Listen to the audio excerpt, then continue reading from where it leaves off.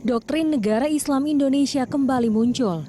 Hal tersebut diketahui ketika sejumlah warga Garut mengaku dibayat masuk aliran sesat NII. Aliran NII bahkan sudah ada sejak puluhan tahun yang lalu. Salah satu pentolan gerakan Darul Islam merupakan penggagas konsep negara Islam Indonesia, Al-Qaidar, pada tahun 2000 lalu menandaskan gerakan NII tidak pernah mati. Selama obsesi mewujudkan negara Islam Indonesia belum terwujud, kelompok-kelompok NII akan selalu ada. Lalu bagaimana tanggapan pemerintah? Badan Nasional Penanggulangan Terorisme atau BNPT menanggapi hal tersebut.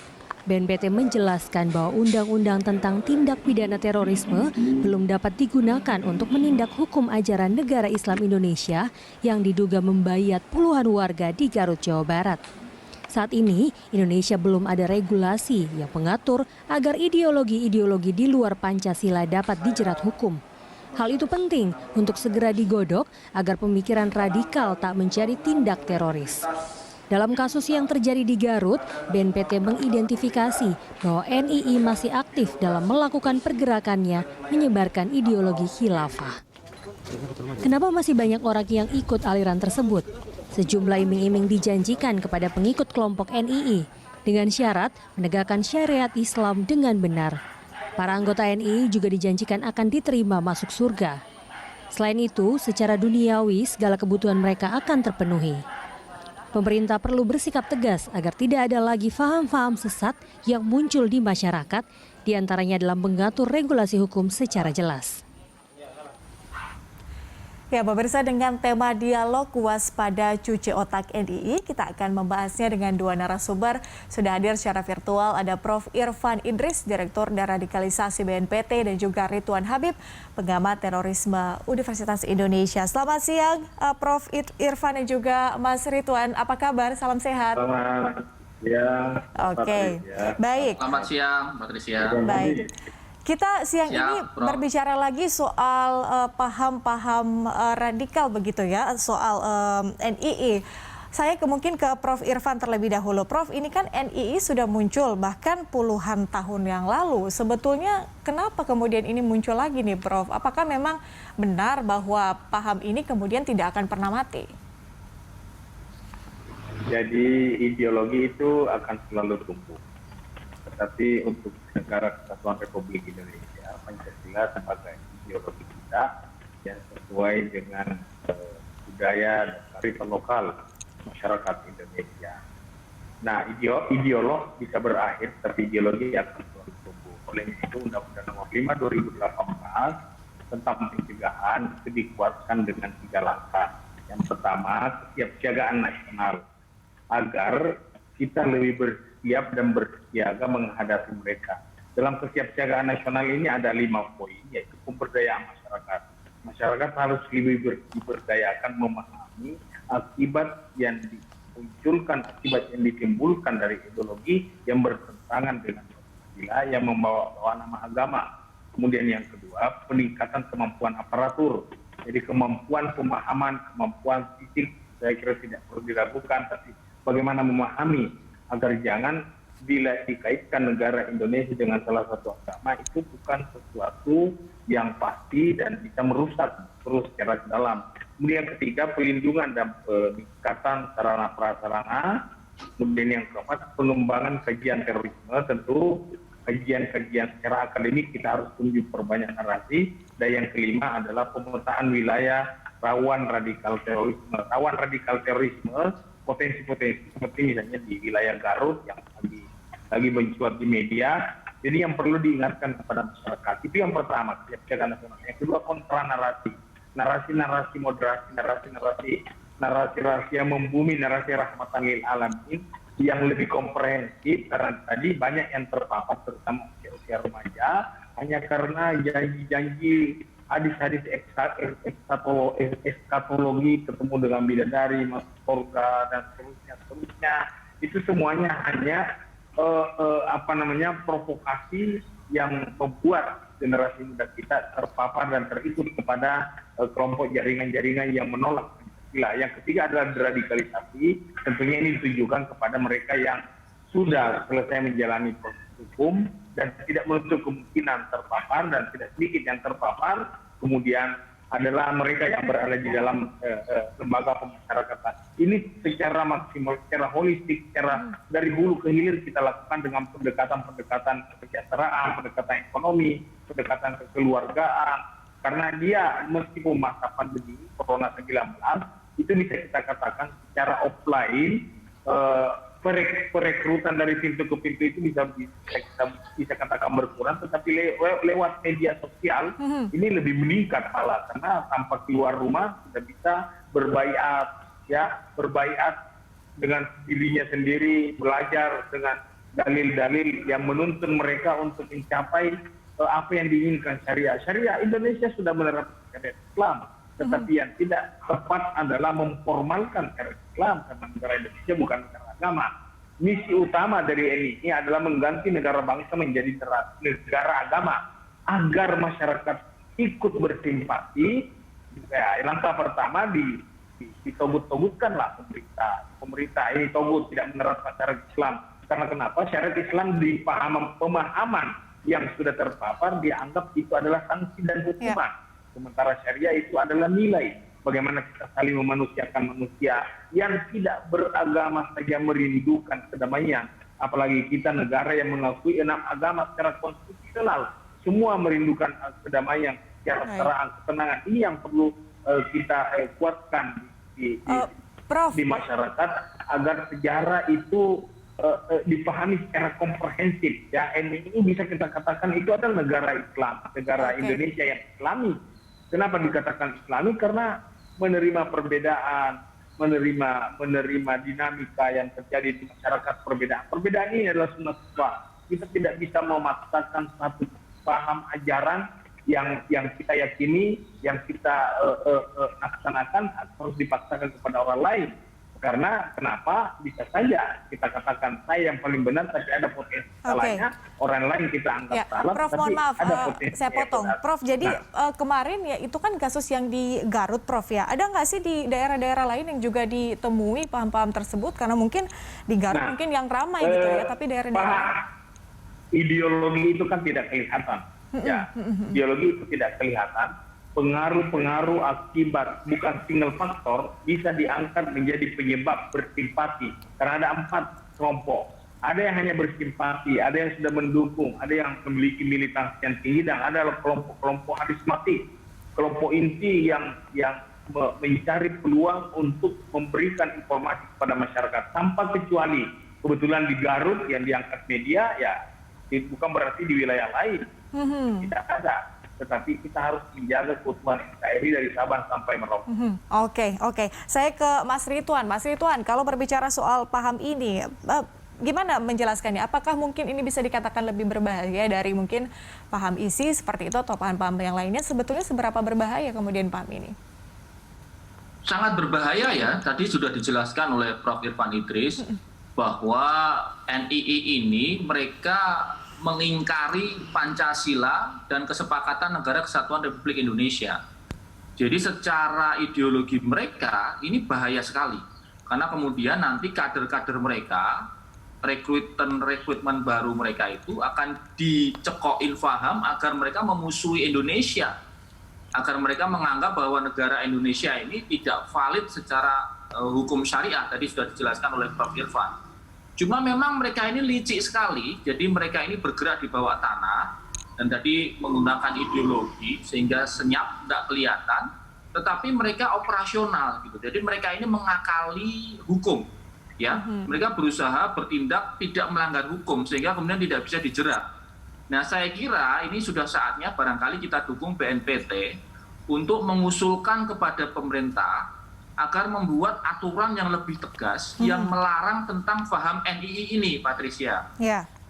Karena saat ini nggak ada secara detail di Undang-Undang Pidana. Misalnya menggunakan Undang-Undang 5 tahun 2018, mereka kalau tidak melakukan tindakan terorisme nggak bisa dijerat gitu loh. Pikirannya bahaya, tapi nggak bisa ditangkap, nggak bisa dipidanakan. Kecuali mereka kemudian dari NII berpindah ke JAD atau berpindah ke ISIS atau ke JI mungkin bisa. Tetapi kalau hanya NII saja belum bisa dengan Undang-Undang 5 tahun 2018. Dulu kita pernah berdebat hal yang sama soal Hizbut Tahrir Indonesia. Dan akhirnya kemudian peraturan presiden dikeluarkan dan melarang HTI beroperasi di Indonesia dan dianggap sebagai organisasi terlarang.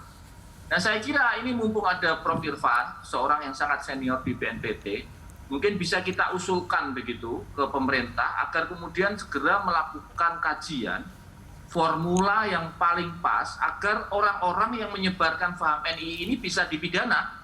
Setidaknya kemudian pemerintah bisa melakukan tindakan hukum gitu loh. Apakah nanti mau pidana atau rehabilitasi atau yang lain, tetapi ada tindakan dulu. Kalau sekarang ini kan kalau nggak ketahuan, mereka ini kan ketahuan karena anak-anak di Garut itu kemudian melawan orang tuanya ya, kemudian orang tuanya curiga.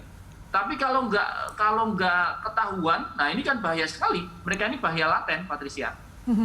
Jadi formula yang paling pas, paling tepat kira-kira gimana nih, Mas? Ya, pertama segera menurut saya levelnya sudah rapat di level koordinasi Menko Polhukam ya. Bapak Kepala BNPT, Pak Komjen Boy Rafli Amar kan juga orang yang sangat memahami tentang kontraterorisme dan radikalisme. Jadi saya kira bisa kemudian BNPT memberikan formula-formula usulan agar pemerintah kemudian membahas aturan yang lebih tegas. Apakah itu nanti peraturan presiden ataukah kemudian mekanisme yang lain. Sehingga kemudian aparat di lapangan, misalnya Pemkab ya, pemerintah kabupaten atau pemerintah kecamatan, ketika ada pengajian gitu ya, mereka nggak berani bubarin. Padahal mereka tahu ini pengajiannya NII. Ini pengakuannya yang di Garut. Saya dengar sendiri kemarin. Jadi ada satu perangkat RW yang tahu bahwa di sebuah masjid ini kegiatan NII. Tapi mereka nggak berani karena kemasannya adalah kemasan pengajian gitu loh. Kemasannya ini pengajian. Mereka takut kemudian dianggap sebagai anti-Islam, pemerintah zolim, membubarkan pengajian. Nah ini kan perlu ada perangkat hukumnya. Sehingga kemudian nanti Satpol PP atau Polsek atau yang lain bisa kemudian melakukan tindakan. Oh, kalian ngumpul-ngumpul nih NII. Karena kalian NII ini larangannya ini. Gitu. Nah, dengan demikian bisa diproses gitu. Yang sekarang ini belum ada, sangat abu-abu. Oke, masih abu-abu. Oke, saya tanyakan ke Prof. Irfan mungkin ya. Prof. Irfan, gimana nih ya soal regulasi itu? Sudah adakah mungkin koordinasi terkait dengan pembuatan regulasi yang kemudian jelas sehingga kalau memang ditemui ada paham-paham seperti itu bisa ditindaklanjuti? Jadi karena negara kita ini negara hukum, terima kasih kepada Mas Ridwan Habib atas masukannya. Ini juga menjadi kontribusi kepada lembaga dan kami sampaikan kepada pimpinan. Tentu ada tahapan-tahapan ya yang kita harus lewati, tetapi sementara kita maksimalkan undang-undang yang ada untuk melakukan pencerahan dan edukasi kepada masyarakat. Tapi betul memang negara hukum itu harus tegas, tidak bisa abu-abu. Kenapa mereka mengatakan ini negara togut? Karena yang mereka anggap hukum itu yang berupa sanksi, tidak ada edukasi, tidak ada advokasi. Tentu ini seluruh komponen bangsa, seluruh lapisan masyarakat harus memahami bersama bahwasanya ini ideologi yang membawa nama-nama agama, nama Islam itu menjadi ancaman bagi ideologi Pancasila dan tidak ada lagi tempatnya ideologi atau mengganti negara bangsa menjadi negara agama, karena di dalam agama juga syariat Islam tidak ada pun perintah mendirikan Islam. Itu hanya tafsiran saja dan sangat-sangat pas ya Mas yang disampaikan oleh Mas Ridwan Habib tadi untuk kita diskusikan bagaimana kajian ekonomi, kajian maksud saya kajian akademisnya melihat pengalaman fakta dan fenomena yang terjadi di masyarakat, jangan sampai terjadi lagi korban masyarakat berguguran dengan kita yang tidak paham sejarah. Jadi tentu sambil membenahi apa harapan masyarakat, masukan dari berbagai tokoh, ya berbagai akademisi, tentu kita memaksimalkan juga aturan yang ada sekarang ini, bagaimana mencerdaskan masyarakat, menanamkan 4 konsensus dasar berbangsa. Kalau sudah 4 konsensus dasar berbangsa ini kita kuatkan, termasuk tentunya ideologi-ideologi tidak ada tempatnya. Apalagi kalau hanya melakukan penanaman kebencian, penyebaran permusuhan, dilakukan di rumah ibadah, ini kan serba salah. Dia berlindung di balik simbol-simbol dan label-label yang suci. Ini kan kita katanya pengajian, tarbiyah, ta'lim, tapi intinya mentogutkan. Togut itu kan melampaui batas. Siapa yang melampaui batas, itulah yang dikatakan togut. Sementara Tuhan sendiri melarang kita melampaui batas dalam beragama. Kalau sudah membantai orang selama masuk surga, itu masih neraka jadinya, bukan jihad. Oke. Oke, artinya ya kami juga mendorong pastinya ya Prof. Irfan terkait dengan regulasi ini agar kemudian jelas nanti bisa ditindaklanjuti kalau misalnya memang terdapat paham-paham yang seperti itu. Kita akan lanjutkan di segmen berikutnya. Bisa berubah macam-macam, ada perpres, ada impres, ada PP, ada undang-undang, semuanya itu ada regulasi. Dan daya sanksinya itu ya ada kekuatan sanksinya yang harus jelas agar dan kemudian disosialisasikan, diedukasi masyarakat, karena masyarakat bukan hanya untuk mau dihukum, tetapi harus mereka paham agar mereka mensupport apa yang sudah ada. Oke, Prof, kita lanjutkan di segmen berikut ya. Pemirsa tetaplah bersama kami segera kembali. Ya pemirsa, kita lanjutkan dialog. Kita masih terhubung dengan Direktur Deradikalisasi BNPT Prof. Irfan Idris dan juga pengamat terorisme Universitas Indonesia Ridwan Habib. Saya ke Mas Ridwan terlebih dahulu di segmen kedua ini. Mas, kita berbicara soal proses rekrutmen lah ya dari mereka. Ini kita mungkin lebih mengelaborasi lagi setelah kita membahas sedikit tadi di segmen 1. Sebetulnya proses rekrutmennya mereka ini seperti apa sih, Mas, biar masyarakat juga mungkin bisa membaca begitu ya, kalau misalnya ada di situasi di mana, oh saya ini lagi dicuci otak nih, seperti itu terkait dengan paham ini. Apa yang perlu diketahui oleh masyarakat? Yang pertama, mereka ini menggunakan kedok acara-acara Islami ya, pengajian maupun taklim-taklim. Pertama mungkin materinya akan umum, akan tetapi kemudian mereka akan spotting. Spotting itu akan memilih target. Nah, target yang dipilih itu kemudian dilakukan pendekatan fardiyah namanya, pendekatan pribadi. Orang per orang sesuai dengan target mereka, itu kemudian diberikan semacam wacana-wacana sesuai dengan problem terkini ya. Jadi misalnya kemudian begini, misalnya salah satu pertanyaannya misalnya begini. Menurut Anda, Undang-Undang 1945 dan Pancasila itu lebih mulia dibandingkan Al-Quran atau enggak? Nah itu kan enggak apple to apple. Kalau anak muda, anak SMA diberikan begitu ya pasti jawabnya Al-Quran. Gitu kan. Misalnya begini, menurut Anda mana yang harus dihormati? Apakah Jokowi atau Rasulullah? Ya kan enggak apple to apple. Jokowi kan presiden, harusnya dibandingkan dengan presiden. Misalnya dengan presiden Amerika, Joe Biden atau yang lain. Enggak boleh, enggak bisa dibandingkan dengan Rasulullah Muhammad SAW. Tetapi cara-cara itu mereka mainkan sehingga kemudian pola pikir anak-anak muda terutama yang sedang mencari identitas diri itu kena gitu. Nah begitu kena, mereka kemudian susupi lagi doktrin-doktrinnya. Misalnya tentang Pancasila itu berhala, ya. Kemudian konsekuensi syahadat itu hijrah. Hijrah artinya meninggalkan apa? Meninggalkan keluarga, meninggalkan sekolah, meninggalkan rumah. Akhirnya apa? Mereka nggak mau sekolah. Mereka nggak mau sekolah, mereka nggak mau kuliah. Harta orang kafir itu halal. Orang yang di luar kelompok kita itu kafir. Dengan demikian, orang tua Anda hartanya halal, boleh dicuri. Nyolong emasnya ibunya, nyolong motor ayahnya, kadang-kadang menipu. Ini yang saya kira berbahaya sekali kalau kemudian pemerintah tidak aware gitu ya. Jadi tadi saya setuju dengan Prof. Irfan, sementara menunggu memang perangkat-perangkat yang ada ini dimaksimalkan dulu. Tentu mengandalkan yang paling bawah, Mbak Patricia. Paling bawah itu apa sih? Forkominda yang paling bawah. Jadi level kecamatan, level kabupaten, mereka kan punya forum komunikasi pimpinan daerah. Nah di situ kan ada tokoh-tokoh masyarakat ya. Nah mereka kemudian bisa dilibatkan melakukan semacam vaksinasi ideologi gitu. Jadi mereka bisa screening di wilayah kecamatannya, kader-kader NII ini beroperasi di mana. Lalu kemudian di tempat itu dilakukan vaksinasi ideologi, sehingga ini adu apa istilahnya ya, adu kehebatan dalil lah gitu, adu kehebatan argumentasi, dan tentu ini membutuhkan konsistensi dan membutuhkan militansi, karena mereka ini adalah orang-orang yang sangat militan NII itu. Mereka itu 24 jam mikirin organisasi mereka gitu loh. Jadi kita harus juga melawan 24 jam. Nah mohon maaf, ini nggak bisa hanya dibebankan ke satu organisasi, misalnya BNPT. BNPT ya akan terbatas kalau hanya dibebankan pada BNPT, nggak akan sanggup. Karena musuhnya se-Indonesia ini. Ya, musuhnya di setiap provinsi itu ada dan bahkan di level paling bawah, level kecamatan. Nah ini yang saya kira jadi PR bersama. dan moga-moga pemerintah segera menemukan formulanya. Saya yakin segera akan ditemukan formula penanganan terbaiknya. Gitu, Oke, semoga. Saya kembali ke Prof. Jadi Prof, kalau untuk case yang di Garut itu, tindak lanjutnya seperti apa Prof, langkah selanjutnya? Jadi kan ada aturan yang kita pedomani di dalam bernegara, apapun sekecil apapun tindak pidana itu, tentu, tapi juga pencegahan.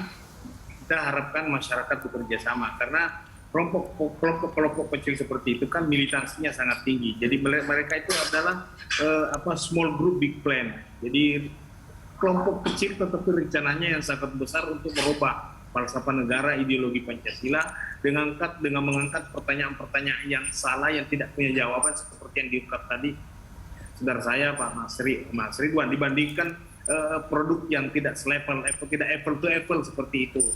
Nah, kemudian kita juga sampaikan kepada masyarakat ya bahwasanya mereka menggunakan sistem perekrutan MLM ya, multi level marketing. Satu yang cari 5, yang 5-nya cari 10. Jadi berjejaring. Jadi ini cara cerdas yang digunakan, karena kenapa? Isu-isu yang terjadi dikemas dengan bahasa agama. Beginilah katanya kalau Pancasila digunakan, begini kalau bukan syariat Islam. Tapi padahal tidak memahami syariat Islam. Pemahaman fikih yang diproduksi oleh suatu kelompok masyarakat pada masa tertentu di wilayah tertentu, itu yang ingin dipaksakan, diberlakukan di negara seperti kita Indonesia yang plural, yang kaya dengan kearifan lokal, yang kaya dengan bagaimana pemahaman mereka dengan apa yang tumbuh dan berkembang dalam masyarakat yang sudah diakomodir di dalam falsafah Pancasila sebagai ideologi kita. Mereka dengan cerdas mengemas bahasa-bahasa itu, mungkin awalnya akidah, akhlak dan lain sebagainya. Nah, ujung-ujungnya nanti menjelek-jelekkan apa pemerintah, mengangkat yang tidak benar, membesar-besarkan yang harus kita mencari solusi terbaik dalam kehidupan berbangsa. Dan saya pikir kalau 4 konsensus berbangsa kita kemas dengan kearifan lokal masing-masing, bagaimana 4 kearifan lokal dengan bahasa Jawa Barat, bahasa Aceh, bahasa Maluku, bahasa Makassar dan lain-lain sebagainya, itu akan membumi dan masyarakat akan aware. Dan 4 konsensus berbangsa ini adalah nilai-nilai agama yang tidak ada bertentangan sama sekali dengan kehidupan keseharian kita di dalam bermasyarakat. Terakhir, ada Perpres 7 2001 tentang rencana aksi penanggulangan ekstremisme yang berbasis kekerasan yang berujung pada aksi terorisme. Ini yang lebih mengedepankan pelibatan masyarakat. Ini aksinya kita butuhkan dalam pandemi kondisi seperti ini. Tentu kita mengambil hikmah banyak. Mas Ridwan tadi mengatakan bukan hanya kita yang divaksin untuk menangkal COVID, tetapi ideologi kita harus juga diberikan vaksin kepada mereka yang tidak paham ideologi ini, dan mereka tidak bisa kita salahkan. Mereka sedang mencari jati diri, mereka galau. Akhirnya mereka mencari lebih mendengarkan apa yang biasa disosialisasikan dan diselipkan lewat ceramah agama bahkan di rumah ibadah yang mereka lakukan. Saya kira demikian, Pak. Prof, di Garut 59 orang, mayoritas itu adalah remaja. Mereka menggunakan metode multi level marketing gitu ya, MLM. Itu mungkin lebih banyak tuh face to face gitu ya kalau bicara soal MLM. Tapi sekarang kan juga Anda juga sempat mengatakan begitu ya. Iya, gimana Prof? Metode yang digunakan ada 2. Ada online, ada offline. Nah, ini tetap digunakan. Kalau dulu kasus-kasus sebelumnya, termasuk kasus bom Bali, itu masih dari persahabatan, kekeluargaan. Tapi karena ada teknologi canggih yang begitu cepat, tidak perlu face to face. Yang penting intinya bagaimana memperbanyak pengikut, pendukung, jaringan, dan meluas dan bergetar kemana-mana, bahwasanya memang harus dikuatkan ideologi ini. Nah, ini yang perlu kita harus lawan dengan ideologi juga, karena ideologi tidak akan bisa dilawan dengan sebuah kekerasan, tetapi negara tetap harus hadir dan menegakkan hukum bagi kelompok orang oknum yang ingin mengganti ideologi kita dalam bernegara, karena sekali lagi negara kita bukan negara agama, tetapi semua warganya adalah beragama. Oke, Mas Ridwan, kalau tadi kan ada dua metode, bisa online, bisa juga offline begitu ya. Kalau offline mungkin masih bisa dipantau begitu ya oleh sesama misalnya ada orang lain begitu di sekitar situ. Tapi kan kalau online ini agak sedikit sulit untuk dibatasi kan. Kita nggak tahu kalau misalnya mereka lagi menyebarkan paham-paham yang tidak benar begitu. Nah, ini apa yang harus dilakukan? Baik itu dari masyarakat, dari orangnya sendiri secara pribadi maupun juga mungkin dari Forkopimda mungkin tadi Anda katakan. Oke, kalau secara online ya Patricia, penanganannya tentu berjenjang. Pertama dari level keluarga. Keluarga kita harapkan Bapak Ibu itu juga aware dengan apa yang dibuka oleh anak-anaknya. Ya memang ini era sekarang, anak sekarang ini kan semua password handphone, laptop semua di password ya. Cuma bagaimana kemudian orang tua sebagai pihak yang mengepalai keluarga, dia harus bisa menyadarkan anaknya bahwa ayah atau ibu itu harus tahu apa yang kamu buka. Karena ini demi kebaikan bersama. Dulu pernah ada kasus Sultan Aziansah, itu nama anak tahun 2016. Dia ini di rumah kelihatannya anak baik-baik, tapi begitu pagi-pagi dia keluar bawa pisau dapur, nusuk polisi di Cikokol. Begitu kejadian, dia mati, dilihat tuh, baru dilihat laptopnya. Ternyata setiap hari dia nonton kekerasan-kekerasan di Timur Tengah, di Irak, di Suriah, gitu. Terinspirasi dari tayangan online. Jadi ini pertama level keluarga dulu. Keluarga harus bisa membentengi anak-anaknya supaya tidak mengakses informasi itu. Kemudian yang kedua di level pemerintah, saya kira ada namanya intelijen cyber ya. Baik di level BIN maupun di level BSSN. Saya kira juga BNPT juga mempunyai metodologi monitoring cyber, sehingga bisa dipantau tuh wacana-wacana yang muncul di media sosial yang menyebarkan paham-paham anti Pancasila gitu. Dari situ kemudian bisa di-track tuh, bahkan dengan alat-alat yang canggih yang dimiliki negara, kita bisa tahu kok sebuah akun ini walaupun anonim, dia posisinya di mana. Itu bisa dikejar sebenarnya. Nah, lagi-lagi ujungnya nanti adalah pada penindakan hukumnya. Apakah mau menggunakan Undang-Undang ITE ataukah mau menggunakan Undang-Undang 5 tahun 2018 tentang terorisme. Itu pilihan yang harus diambil oleh penegak hukum. Tetapi menurut saya Patricia, yang pertama memang kuncinya di keluarga dulu. Karena mereka bisa ngakalin dengan misalnya dengan WhatsApp, dengan Telegram gitu ya. Itu kan direct itu, agak susah di bridge oleh aparat keamanan kita. Oke, memang dari lingkup terkecil ya Mas ya. Kalau misalnya itu sudah jebol kemudian akan agak sulit begitu untuk membalikkan keadaan. Di segmen selanjutnya mungkin kita akan meringkas pembicaraan kita pada dialog siang hari ini, dan juga mungkin adakah mungkin catatan-catatan dari Mas Ridwan juga kepada BNPT dan juga pesan-pesan dari BNPT untuk masyarakat. Tetaplah bersama kami pemirsa, Lensak segera kembali.